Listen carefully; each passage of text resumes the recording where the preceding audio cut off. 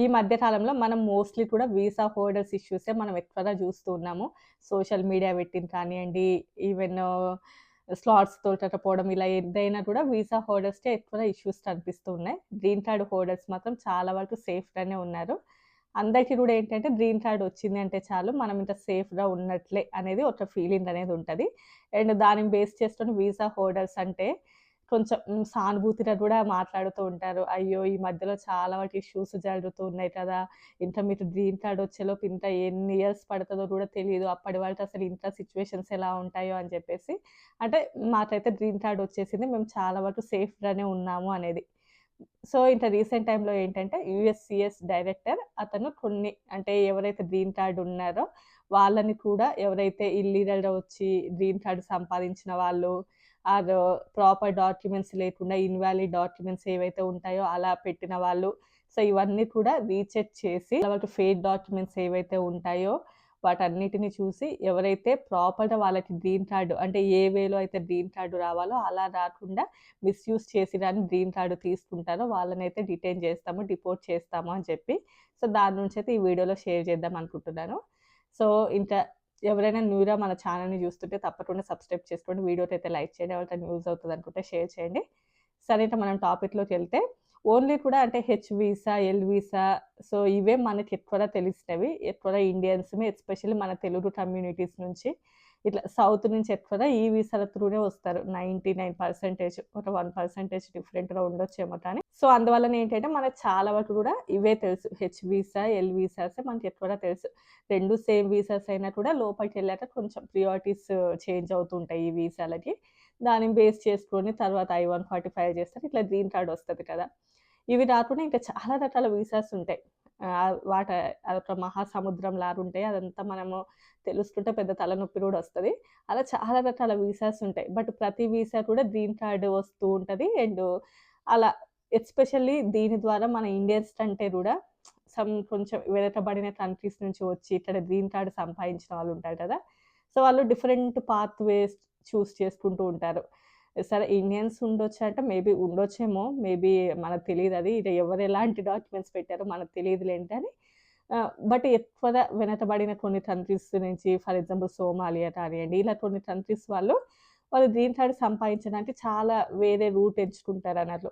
So, దీన్ని base చేసుకొని ఏంటి అంటే రీసెంట్ టైమ్ లోపల వీళ్ళ అభిప్రాయం ఏంటి అంటే ట్రంప్ అడ్మినిస్ట్రేషన్ వచ్చిన తర్వాత నుంచి చాలా వరకు స్ట్రిక్ట్‌గా చేస్తున్నారు. అమెరికన్ పీపుల్‌కి చాలా వరకు మంచి చేయడానికి చూస్తున్నారు. ఈ ఇమిగ్రేషన్‌ని చాలా వరకు కట్టడి చేస్తున్నాము అనేసి. అండ్ లాస్ట్ అడ్మినిస్ట్రేషన్ ఏదైతే ఉందో, ఎస్పెషల్లీ బైడెన్ అడ్మినిస్ట్రేషన్ ఏదైతే ఉందో, వాళ్ళు వచ్చిన టైం లోపల చాలా మందికి విచ్చలవిడిగా గ్రీన్ కార్డ్ ఇచ్చేశారు. సో, అమెరికాకి చాలా వరకు కూడా థ్రెట్ ఏర్పడింది. అండ్ అమెరికన్ యొక్క ఎకానమీకి కూడా చాలా వరకు లూట్ జరుగుతూ ఉంది. అంటే ఐ మీన్ ఫుడ్ స్టాంప్స్ రానియండి, మెడికల్, మెడికేడ్ ఇలా అంటే వన్స్ గ్రీన్ కార్డ్ వచ్చింది అంటే కొన్ని బెనిఫిట్స్ ఉంటాయి. వాటికి కూడా వీళ్ళు ఎలిజిబుల్ అవుతారు.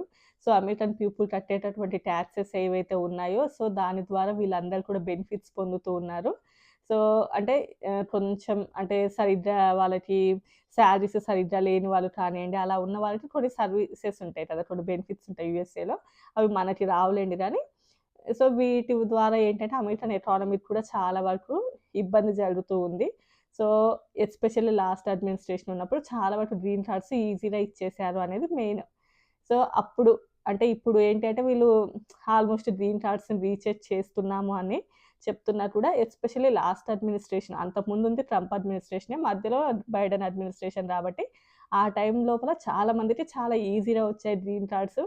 అసలు కొన్ని లక్షలలో ఈజీగా గ్రీన్ కార్డ్స్ వచ్చేసాయి కాబట్టి వాటిని చాలా వరకు కూడా రీచెక్ చేయాలి అని చెప్పేసి. అవే రీచెక్ చేస్తారా? లేకపోతే అన్నీ రీచెక్ చేస్తారా? అనేది మనకు తెలీదు గానీ మెయిన్‌లీ ఏంటంటే ఆ అడ్మినిస్ట్రేషన్ ఉన్నప్పుడు చాలా ఈజీగా ఇచ్చేసారు అనేది. అండ్ యూఎస్ఏలో కొన్ని ఉంటాయి కూడా. కొన్ని బ్లూ స్టేట్స్ అని, రెడ్ స్టేట్స్ అని ఇలా డిఫరెంట్‌గా ఉంటాయి.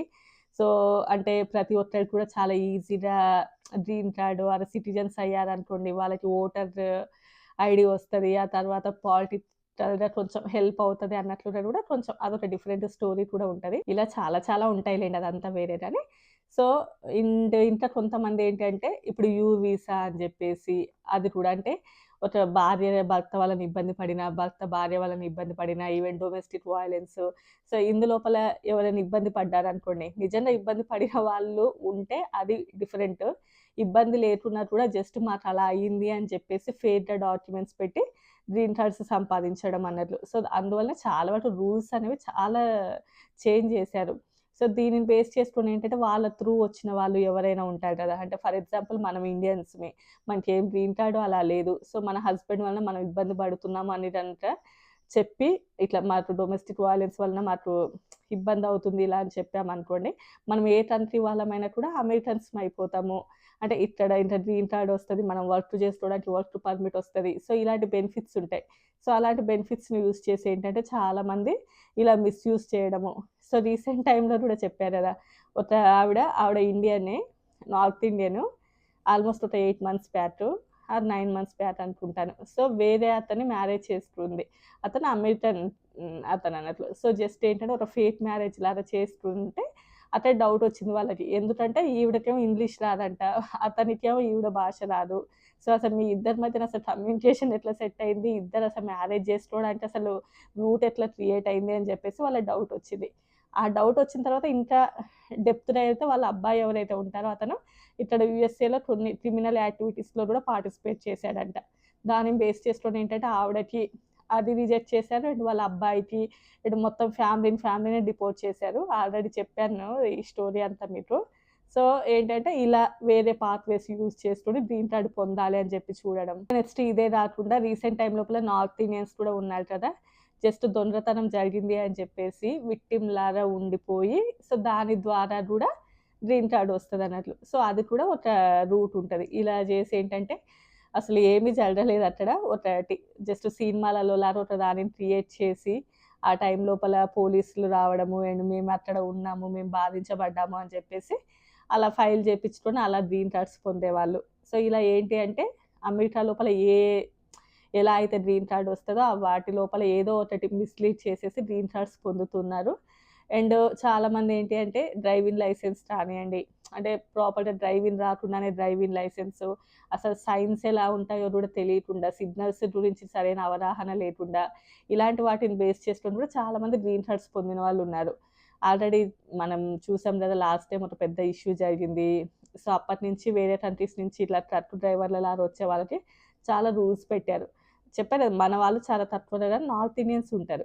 సో, ఇలా ట్రక్ డ్రైవర్‌లలాగా వచ్చేవాళ్ళు, కొంచెం ఇల్లీగల్‌గా వచ్చేవాళ్ళు, ఇక్కడ స్టోర్స్‌లలో వచ్చేసి ఏదో విధంగా గ్రీన్ కార్డ్ పొందేవాళ్ళు, ఎక్కువగా వాళ్ళుంటారు. సో, ఏంటి అంటే వాళ్ళందరికీ కూడా ఇక ముందు నుంచి ఇబ్బంది. ఇన్ కేస్ ఏదో ఒక విధంగా గ్రీన్ కార్డ్ పొందిన వాళ్ళు ఎవరైతే ఉన్నారో వాళ్ళది కూడా చూసి సరిగ్గాదంతా వీళ్ళ గ్రీన్ కార్డ్ రాలేదు, ప్రాపర్ డాక్యుమెంట్స్ లేవు, అంతా కూడా ఏదో ఒక విధంగా చిత్తుబొత్తు చేసి తీసుకున్నారు అన్నట్టు అనిపిస్తే మాత్రం వాటిని తీసేసి డిపోర్ట్ చేస్తాము అని చెప్పి. రీసెంట్ టైమ్ లోపల ఆల్మోస్ట్ 35 ఇయర్స్, 40 ఇయర్స్ నుంచి యూఎస్ఏలో ఉన్న వాళ్ళు కూడా డిపోర్ట్ అయిన న్యూస్‌లు చాలా చూస్తున్నాం మనము. సో, ఏంటి అంటే అమెరికన్‌కి చాలా వరకు థ్రెట్ ఉంటుంది. ఆహ్, సో, ఇలా వేరే కంట్రీస్ నుంచి ఇక్కడికొచ్చి మొత్తం కూడా మిస్‌యూజ్ చేసేస్తున్నారు ఇక్కడ అనేసి అమెరికన్ ఎకానమీకి కూడా చాలా వరకు నష్టం జరుగుతుంది అని చెప్పి వాళ్ళ యొక్క అభిప్రాయం. అందులో ఎలాంటి తప్పు కూడా లేదు. సో, ఇక్కడ ఓన్లీ భయపడాల్సింది ఎవరంటే ఎవరైతే సరైన వేలో గ్రీన్ కార్డ్ పొందలేదో వాళ్ళకి మాత్రం భయం. అలా కాకుండా మంచిగా కరెక్ట్ రూట్‌లోనే వచ్చిన వాళ్ళకైతే భయమైతే ఏమీ లేదు. సో, అందరూ భయపడాల్సిన అవసరం లేదు. బట్ ఎవరైతే అలా వచ్చుంటారో సో, వాళ్ళకి మాత్రం కొంచెం ఇబ్బంది. And fake certificates, I mean fake marriage certificates, ఈ ఇష్యూస్ అయితే చాలా ఉంటాయి. ఒక అమెరికన్ అతనికి జస్ట్ మనీ ఇచ్చేసి ఒక ఫేక్ సర్టిఫికేట్ తీసుకొని కొద్ది రోజుల తర్వాత డివోర్స్ తీసుకుంటారు. ఆ తర్వాత వీళ్ళు గ్రీన్ కార్డ్ తీసుకోవడం, ఇలాంటి కేసెస్ కూడా ఉంటాయి. సో, అలా ఎవరైనా అది నిజంగా జరిగితే okay. But only green card కోసం అలా చేసిన వాళ్ళుంటే సో, అది కూడా సో, ఇలా చెప్పుకుంటూ పోతే చాలా ఉంటాయండి వేస్. ఓన్లీ మనం హెచ్ వీసా త్రూనే రాదు గ్రీన్ కార్డ్ వచ్చేది. ఇలా చాలా వేస్ ఉంటాయి కాబట్టి వాళ్ళకి ఎక్కువగా ప్రాబ్లమ్ క్రియేట్ అవుతది. సో, ఇంతే అండి ఇన్ఫర్మేషను. ఏదో కాలిఫోర్నియా ఇష్యూ గూడా ఒకటుంది. కుదిరితే చేస్తాను దాని మీద వీడియో. లేదు అంటే రేపు మరో మంచి వీడియోతో కలుద్దాం. నచ్చితే లైక్ చేయండి, షేర్ చేయండి, సబ్స్క్రైబ్ చేసుకోండి. Bye bye.